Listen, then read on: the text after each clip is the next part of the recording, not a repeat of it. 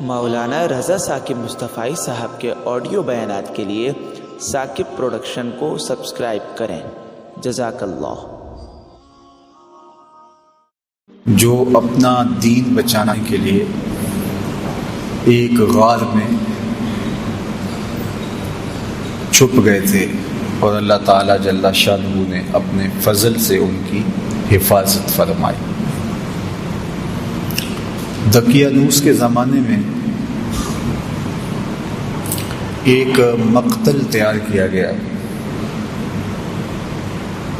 اور افسوس شہر کے اندر جو لوگ بتوں کی پرستش نہیں کرتے تھے ان کو اس مقتل میں لے جا کر کے قتل کر دیا جاتا۔ لوگ ڈرتے ہوئے بتوں کی پرستش کرنے لگے۔ اسی شہر میں صالح اور نیک خاندانوں کے کچھ لڑکے تھے جنہوں نے بتوں کی پرستش سے انکار کر دیا۔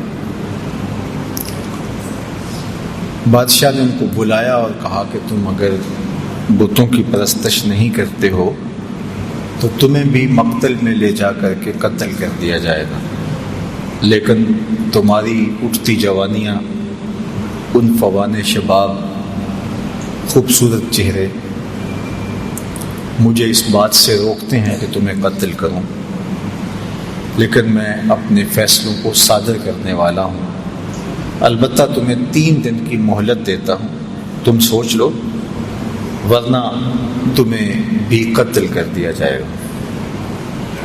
تو وہ نوجوان آپس میں مشاورت کرتے ہیں کہ کیا کیا جائے۔ کفر کو، بت پرستی کو تو کسی صورت میں ہم قبول نہیں کریں گے، دوسری صورت قتل کر دیے جائیں۔ راستہ یہ نکالا کہ شہر چھوڑ دیں اور کسی غار میں جا کے پناہ لے لیں۔ تو ان سب لڑکوں نے گھروں سے کچھ ضروری سامان لیا اور جا کے ایک غار میں پناہ لی۔ راستے میں ایک چرواہا ملا، اس نے کہا کہ تم کدھر جا رہے ہو؟ تو انہوں نے غرض بیان کی تو اس نے کہا کہ یہ آفت تو میرے اوپر بھی آئے گی، جب ہر شخص کو بت پرستی پہ مجبور کیا جا رہا ہے تو چلو میں بھی تمہارے ساتھ چلتا ہوں۔ چرواہے کے پیچھے اس کا کتا بھی ان کے ساتھ ہو لیا، تو انہوں نے اس کتے کو ہٹانا چاہا۔ ظاہر ہے کتا ہے تو جب وہ اپنے ہم جنس کو دیکھتا ہے تو شور و غل کرتا ہے، تو یہ پکڑے جائیں گے۔ لیکن کتے نے بارگاہ عزتی میں عرض کی اور زبان حال سے کہا کہ میں کوئی ایسی حرکت نہیں کروں گا، آپ کی سنگت مجھے محبوب اور مرغوب ہے۔ تو ان کا کتا بھی ساتھ ہو لیا۔ تو اللہ تعالیٰ جل شانہ نے سورہ کہف کا نام اس غار سے رکھا۔ کہف عربی میں غار کو ہی کہتے ہیں، اور یہ غار کہاں ہے؟ رقیم وادی میں ہے۔ یہ رقیم وادی کہاں ہے اس کے بارے میں علماء کا اختلاف ہے۔ امام قرطبی نے لکھا ہے کہ یہ اندلس کے قریب جگہ ہے جہاں رقیم وادی ہے اور اصحاب کہف کا غار ہے۔ اصحاب کہف کے غار کے حوالے سے ایک زیارت گاہ ترکی میں بھی موجود ہے جہاں لوگ جاتے ہیں، اور ان لوگوں کا خیال ہے کہ اصحاب کہف کی غار یہ ہے۔ مختلف لوگوں نے مختلف چیزیں لکھی ہیں۔ بہرحال کہف غار کو کہا جاتا ہے، اور رقیم اس وادی کا نام ہے یا اس بستی کا نام ہے جس بستی میں یہ غار تھی۔ تو اللہ تعالیٰ جل شانہ نے قرآن مجید کے اندر ارشاد فرمایا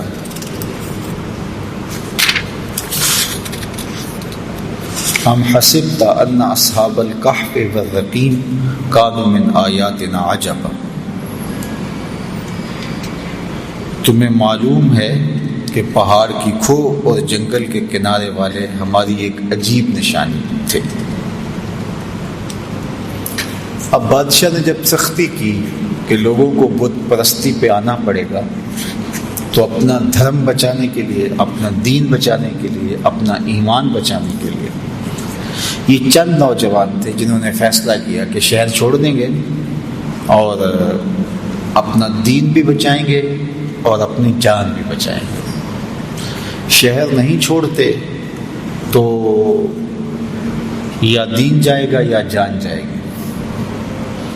اگر بادشاہ کی مان لیتے ہیں تو دین سے ہاتھ دھونے پڑیں گے، اگر نہیں مانتے تو جان سے ہاتھ دھونے پڑیں گے۔ تو تیسرا راستہ یہ نکالا کہ دین بھی بچ جائے اور جان بھی بچ جائے۔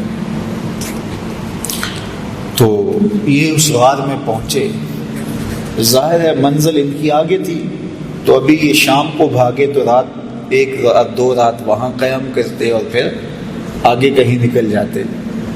لیکن وہیں جب پہنچے تو ان کے اوپر نیند کا غلبہ آ گیا اور یہ اس غار میں سو گئے۔ جو ان کے ساتھ کتا چلا تھا وہ بھی غار کے دھانے پر بیٹھا، تو کتا بھی آغوش نیند میں چلا گیا اور یہ سوئے رہے، حتیٰ کہ 309 سال تک یہ نیند میں رہے۔ 3 صدیاں بیت گئی اور یہ نیند کی حالت میں رہے۔ اور اللہ جل شانہ نے ان اپنے پاک باز بندوں کے لیے اہتمام یہ کیا کہ ان کو بھوک اور پیاس بھی نہ لگی۔ انسان کو جتنی مرضی گہری نیند آئی ہو، جب بھوک لگتی ہے، جب پیاس کی شدت ہوتی ہے تو پھر انسان جاگ پڑتا ہے۔ تو یہ الوہی اہتمام تھا کہ اللہ جل شانہ نے ان کو بھوک اور پیاس بھی نہ لگنے دی کہ یہ جاگ پڑے۔ انسان باہر سے شور سنتا ہے تو شور کی وجہ سے بھی جاگ پڑتا ہے۔ تو اللہ تعالیٰ جل شانہ ارشاد فرماتا ہے فَضَرَبْنَا عَلَىٰ آذَانِهِمْ فِي الْكَهْفِ سِنِينَ عَدَدًا، اور ہم نے اس غار میں ان کے کانوں پر گنتی کے کئی برس تھپکا دیے، کانوں پر تھپکا لگا دیا کہ کوئی نامناسب آواز جو ان کو بیدار کر دے وہ بھی ان کے کانوں تک نہ جائے۔ اتنا عرصہ انسان ایک کروٹ پہ پڑا رہے تو پھر عضو بدن ساقط ہو جاتا ہے، لیکن اللہ تعالیٰ قرآن مجید میں ارشاد فرمایا وَنُقَلِّبُهُمْ ذَاتَ الْيَمِينِ وَذَاتَ الشِّمَالِ، ہم ان کی کروٹیں بھی بدلتے رہے۔ یہ سوئے رہے اور ہم اپنے فضل سے، اپنے کرم سے ان کی کروٹیں بھی تبدیل ہوتی رہیں۔ اللہ اکبر۔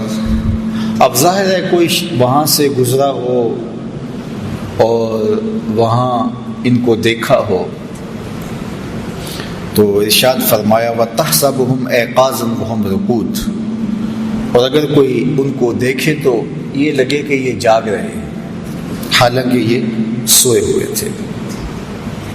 اور پھر یہ بھی ارشاد فرمایا وَتَرَى الشَّمْسَ إِذَا طَلَعَتْ تَزَاوَرُ عَنْ كَهْفِهِمْ ذَاتَ الْيَمِينِ وَإِذَا غَرَبَتْ تَقْرِضُهُمْ ذَاتَ الشِّمَالِ وَهُمْ فِي فَجْوَةٍ مِّنْهُ۔ یہ جس غار میں سوئے پڑے تھے تو جب سورج وہاں سے گزرتا تو ہم سورج کو تھوڑا سا دائیں بائیں کر کے گزار دیتے تاکہ ان کے غار میں دھوپ کی وجہ سے بیداری نہ ہو۔ کیسا نیند کا اہتمام کیا گیا، کہا کانوں پہ تھپکے لگا دیے اور تاکہ شور ان کو نہ اٹھائے، اعضاء کہیں جامد نہ ہو جائیں، ہم کروٹیں بدلتے رہے، دھوپ کی شدت کی وجہ سے گرمی سے کہیں بیدار نہ ہو جائے، ہم نے نظام قدرت کو بدل دیا، نظام فطرت تبدیل ہو گیا۔ یہ کوئی حدیث ہوتی تو شاید کوئی اس کو ضعیف کہہ کے انکار کر دیتا کہ تم اللہ کے ولیوں کے بارے میں اتنی بڑی بات کر رہے ہو، نظام ہستی تبدیل ہو گیا۔ لیکن یہ قرآن ہے، کوئی انکار بھی نہیں کر سکتا۔ اللہ اکبر۔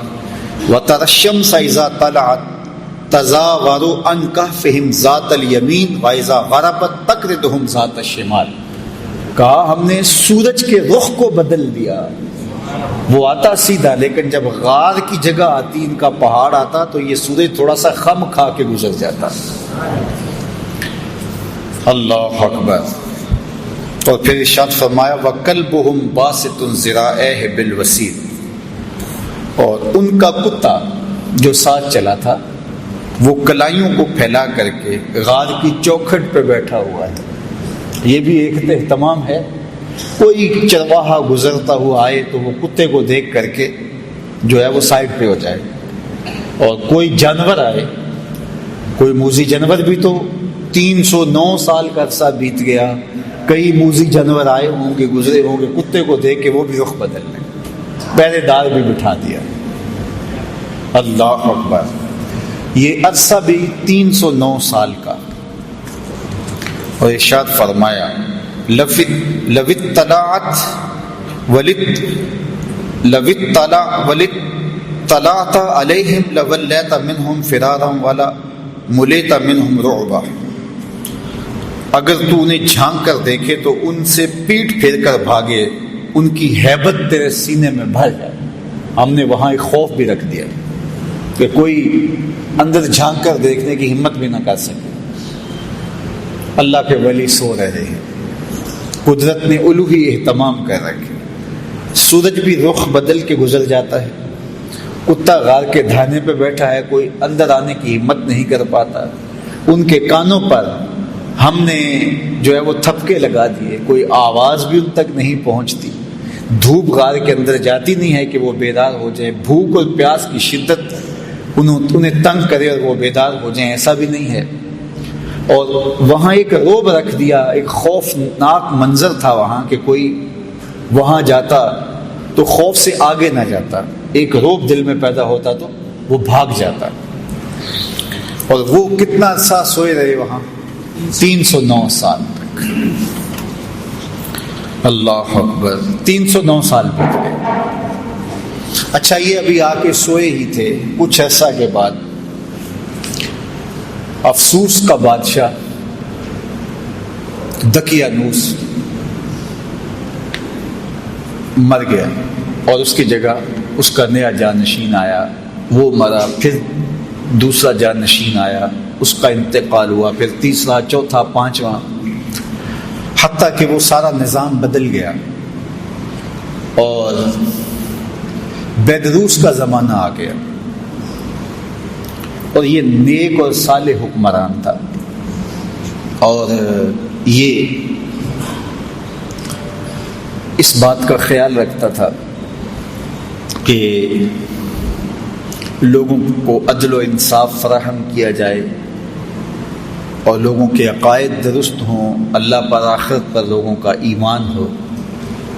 لیکن ایک فتنہ اس کے دور میں بپا ہوا۔ کچھ لوگوں نے کہا کہ حشر اجساد نہیں ہوگا، یعنی قیامت کے دن روحیں ہوں گی جو اللہ کے حضور پیش ہوں گی اور ان کا معاملہ ہوگا، جسم نہیں اٹھائے جائیں گے، حشر ارواح ہوگا، حشر اجساد نہیں ہوگا۔ یہ مٹی کے اندر بدن مل جائے گا، گل سڑ جائے گا، تو کیسے دوبارہ مٹی سے بدن کو اٹھایا جائے گا اور پھر حشر اجساد ہوگا؟ یہ بات سمجھ میں نہیں آتی۔ مشرکین مکہ کی سمجھ میں بھی یہ بات نہیں آئی تھی، انہوں نے بھی یہی کہا تھا وَضَرَبَ لَنَا مَثَلًا وَنَسِيَ خَلْقَهُ قَالَ مَن يُحْيِي الْعِظَامَ وَهِيَ رَمِيمٌ۔ سورہ یاسین کا آخری رکوع اٹھائیے۔ انہوں نے بھی کہا کہ جب ہم گل سڑ جائیں گے، ہڈیاں مٹی میں مل جائیں گے، تو کس طرح دوبارہ ہمیں اٹھایا جائے گا؟ وہ کہتے تھے یہ بات سمجھ میں نہیں آتی کہ ہم دوبارہ زندہ کیے جائیں، دوبارہ ان اجسام کو اٹھایا جائے۔ اور نضر بن حارث کہیں سے پرانی قبر سے کوئی بوسیدہ سی ہڈی اٹھا لایا اور ہڈی اٹھا کر کے حضور کے سامنے آ کھڑا ہوا اور ہڈی کو، بربری سی ہڈی کو یوں حضور کے سامنے توڑتا ہے اور اس کے ریزے زمین پہ گرتے ہیں، اور ساتھ حضور علیہ السلام سے مخاطبت کرتے ہوئے کہتا ہے ان ہڈیوں کو کون زندہ کرے گا جو میرے ہاتھوں کے معمولی لمس کو بھی برداشت نہیں کر پا رہے، ان کے ریزے ریزے ہو رہے ہیں۔ آپ جو دین لے کر آئے ہیں اس دین میں یہ ہے کہ ان ہڈیوں کو بھی زندہ کیا جائے گا، تو مجھے بتائیے ان ہڈیوں کو کون زندہ کرے گا؟ قل یحییھا الذی انشأھا اول مرہ وہو بکل خلق علیم۔ فرمایا محبوب فرما دیجئے یہ تو ہڈیاں ہیں، جب ہڈیاں بھی نہیں تھی جس نے انسان بنا لیا وہ ہڈیوں کو بھی زندہ کر لے گا۔ اب تو میٹیریل موجود ہے لیکن بکھرا پڑا ہے، میٹیریل ہے کمزور ہو گیا ہے، تو جب یہ ہڈیاں بھی نہیں تھی تو جب امر کن سے اس نے ہڈیوں کے بغیر انسان کو کھڑا کر دیا اور ہڈیاں پیدا کر دی، تو اب تو ان ریزوں کو جوڑ کے بنانا ہے، بکھرے میٹیریل کو جوڑنا ہے، تو اس کے لیے کیا مشکل ہے؟ تو بہت سارے لوگوں کی بات یہ سمجھ میں نہیں آتی، وہ کہتے ہیں کیسے ہو سکتا ہے؟ اللہ اکبر۔ تو اس زمانے میں بیدروس کے زمانے کے اندر یہ 300 سال کا عرصہ ہے دقیانوس سے بیدروس کے زمانے کا، مورخین نے لکھا ہے۔ تو اس زمانے میں حشر اجساد پہ بات ہو رہی تھی اور لوگوں کے دو گروہ بن گئے تھے۔ ایک طبقہ کہتا تھا کہ جسم بھی اٹھائے جائیں گے اور روحوں کو تو موت نہیں ہے، اور دوسرا طبقہ کہتا ہے کہ نہیں، جو گل سڑ گئے مٹی میں وہ کیسے اٹھائے جا سکیں گے، 3 دن کے بعد تو بدن پھٹنے لگتا ہے اور کچھ عرصے کے بعد ہڈیاں بھی گل جاتی ہیں، تو کس طرح جو ہے وہ دوبارہ اٹھایا جائے گا مرنے کے بعد؟ ہاں، روحوں کا حشر ہوگا، اجساد کا حشر نہیں ہوگا۔ یہ اس بحث میں پڑے ہوئے تھے، شہر میں یہ ہنگامے تھے، اس عنوان سے مناظرے تھے، طبقات تھے، اور ملک بیدروس بہت پریشان تھا کہ کس طرح قوم کو سمجھایا جائے، اور ادھر ان اللہ کے ولیوں کو سوئے ہوئے 309 سال بیت چکے تھے۔ اچانک ایک کی آنکھ کھلی، پھر دوسرے کی کھلی، تو چند لمحوں کے اندر یہ سارے جاگ کے بیٹھ گئے۔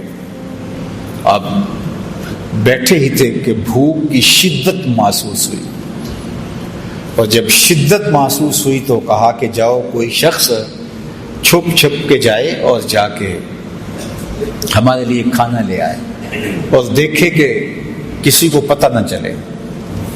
پہلے تو پریشان ہوئے کہ ہم کتنی دیر سوئے ہیں، بعض نے کہا دن کا کچھ حصہ سوئے ہیں، رات کو آئے تھے اور اب چاشت کا وقت ہے تو بس ہم کافی دیر سے سوئے ہوئے ہیں، بعض نے کہا نہیں ہم شاید پرسوں سے سوئے ہوئے ہیں۔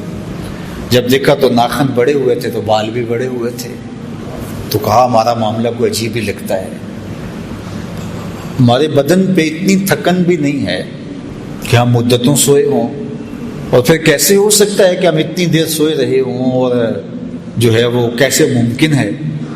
تو پھر کہنے لگے خیر ہمارا معاملہ کچھ عجیب سا ہی ہے، اور انہوں نے پہلے تو بحث کی، قالوا لبسنا یوما او بعد یوم، پھر کہا قالوا ربکم عالم بما لبستم، اکا اللہ خوب جانتا ہے ہم کتنی دیر سوئے، چھوڑو اس بحث کو، بھوک کی بڑی شدت ہے تو کوئی جائے اور جا کے شہر سے چھپ چھپ کے چلا جائے اور کھانا لے آئے۔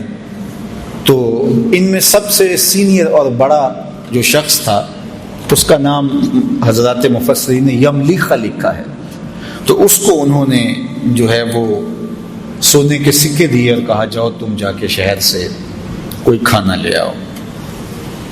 یہ جب شہر کی جانب بڑھا تو شہر کا دروازہ، عمارات ساری بدلی بدلی دکھائی دی۔ ابھی کل ہی تو نکلے تھے اور ماجرا کچھ اور تھا، آج عمارتیں کچھ اور ہیں۔ آج سے 50-60 سال پہلے کوئی شخص یہاں راہ والی روڈ سے اتر کر کے یہاں کینٹ کے اندر کسی پرانی بستی میں آیا ہو اور 60 سال 70 سال کے بعد اگر وہ دوبارہ وہاں سے اترے اور یہ عمارتیں، یہ عالی نصب سڑکیں، یہ لشکار عمارتی مارکیٹیں، یہ جگہ جگہ باغات، پھوٹتے فوارے، وہ کہے گا یہ میں کدھر آ گیا ہوں؟ میں 80 سال قبل آیا تھا، یہاں تو یہ بستی ہوتی تھی، یہاں قبرستان ہوتا تھا، یہاں پیپل کا درخت ہوتا تھا، یہاں برگد کا سایہ دار گھنا شجر ہوتا تھا، یہاں کنواں چلتا تھا، یہاں کھیت تھے، یہ کیا منظر ہے؟ تو اب اس بات کو تو 300 سال گزر گئے تھے۔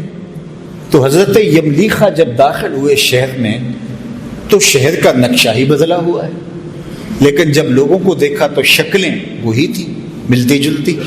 خیر، ایک عجیب حیرت ہے، ایک نانبائی کی دکان پہ گئے اور اس سے کھانا طلب کیا، انہوں نے کھانا دیا تو انہوں نے جب اس کو سکے دیے تو وہ حیرت زدہ ہو گیا کہ، اور غور سے دیکھا، کہا یہ تو دقیانوس کے زمانے کے سکے ہیں۔ اس کو لگا کہ اس کو کوئی پرانا خزینہ ملا ہے، پرانا کوئی خزانہ ملا ہے، اور انہوں نے کہا کہ یہ تو دقیانوس کے زمانے کے ہیں۔ تو اس نے کہا کہ یہ دقیانوس کا زمانہ نہیں ہے۔ کہا وہ تو 300 سال ہو گئے اس دنیا سے کوچ کیے ہوئے اس کو۔ تو کہا کہ یہ کیا تم بات کر رہے؟ اس نے کہا تم کیا بات کر رہے؟ تو جب جھگڑا طول پکڑتا ہے تو بازار کے لوگ جمع ہو جاتے ہیں، حتیٰ کہ کوتوال شہر بھی آ جاتا ہے اور پکڑ کے بادشاہ کے دربار میں لے جاتے ہیں کہ یہ نوجوان عجیب باتیں کر رہا ہے۔ کہتے میں یہ تم کیا بات کر رہے ہو، اس کا ذہن ٹھیک ہے، کیا ماجرا ہے؟ تو بادشاہ نے اس کو کہا کہ کیا ماجرا ہے؟ تو اس نے بتایا کہ ہم تو اپنا دین اور دھرم بچانے کے لیے شہر سے نکلے تھے، دقیانوس کا زمانہ تھا، تو اب یہاں بدلے ہوئے حالات، ہمارے پاس سکے ہیں، ابھی کل کی بات ہے۔ تو ایک وزیر نے کہا بادشاہ سلامت، دقیانوس کے زمانے میں کچھ نوجوان بھاگ گئے تھے شہر سے، اور ان کو گرفتار کرنے کے لیے دقیانوس نے کافی کوشش کی تھی لیکن نہیں ہو سکا تھا۔ پھر تختیوں پر ان کے نام لکھوا کر شاہی خزانے میں رکھ دیے تھے اور کہا تھا کہ یہ جب بھی پکڑے جائیں ان کو کڑی سزا دی جائے۔ تو کہیں یہ وہی نوجوان نہ ہو، تو وہاں سے وہ تختیاں لائی گئی اور اس کے اوپر وہی نام لکھے ہوئے تھے۔ تو حضرت یملیخا کو بھی بات سمجھ آ گئی اور ان کو بھی بات سمجھ آ گئی۔ قرآن مجید نے یہ سارا منظر نامہ بیان کیا ہے۔ اللہ اکبر۔ پھر یہ لوگ بادشاہ سمیت یملیخا کو لے کے ان کے غار تک پہنچے، اور جب لوگوں کو آتے ہوئے دیکھا تو یہ سارے گھبرا گئے کہ ہم پکڑے گئے، کیونکہ غار کے اندر موجود باقی لوگوں کو تو پتہ نہیں تھا کہ وہاں ماجرا کیا ہوا اور ہم کتنا عرصہ سوئے رہے۔ تو جب یہ بہت مضطرب ہوئے تو حضرت یملیخا بھاگ کر آگے چلے گئے اور جا کے ان کو ساری کہانی سنائی کہ اللہ نے ہمیں عرصہ تک سلائے رکھا۔ اور پھر یہ بادشاہ کی قیادت میں آیان سلطنت کے لوگ جا کے اصحاب کہف سے ملے، ان سے ملاقات کی اور یہ ان سے ملے، اور پھر وہ جو مسئلہ تھا حشر اجساد نہیں ہو سکتا، حشر ارواح ہوگا، تو یہ مسئلہ بھی حل ہو گیا کہ جو رب بغیر کھانے اور کھلانے اور پلانے کے 309 سال تک ان بندوں کو زندہ رکھ سکتا ہے، وہ قبروں میں سے بھی اٹھا لے گا اور جسموں کے ساتھ اٹھا لے گا۔ تو یہ ان سے ملے، اس کے بعد ان کو دوبارہ طبی موت واقع ہو گئی اور وہیں ان کو اس غار کے اندر ہی دفن کر دیا گیا اور آگے دیوار چن دی گئی۔ وہاں اللہ نے قرآن مجید میں ارشاد فرمایا کہ یہ سب وَكَذَلِكَ أَعْثَرْنَا عَلَيْهِمْ، یہ کیوں سب کچھ ہوا؟ لِيَعْلَمُوا أَنَّ وَعْدَ اللَّهِ حَقٌّ، تاکہ لوگوں کو پتہ چل جائے کہ اللہ کے وعدے سچے ہیں۔ وَأَنَّ السَّاعَةَ لَا رَيْبَ فِيهَا، اور قیامت کے قائم ہونے میں کوئی شک نہیں ہے، اجساد کا ارواح ہوگا۔ اذ یتنازعون بینہم امرہم فقالوا ابنوا علیہم بنیانا۔ اللہ اکبر۔ فرمایا پھر وہ وقت بھی آیا وہاں کے لوگوں کا اختلاف ہو گیا۔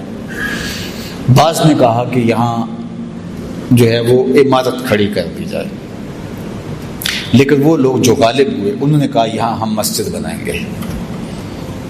ارشاد فرمایا قال الذین غلبوا علی امرہم لنتخذن علیہم مسجدا، ہم یہاں مسجد بنا دیں گے تاکہ یہاں لوگ آ کر کے نماز پڑھیں اور پاک بندوں کی قربت کی برکتیں حاصل کریں۔ تو ان کو وہاں دفن کر کے غار کے آگے دیوار کر دی گئی اور ساتھ مسجد بنا دی گئی، اور یہ بادشاہ وقت کے حکم سے آیان سلطنت کے مشورے سے یہ ہوا۔ اللہ اکبر۔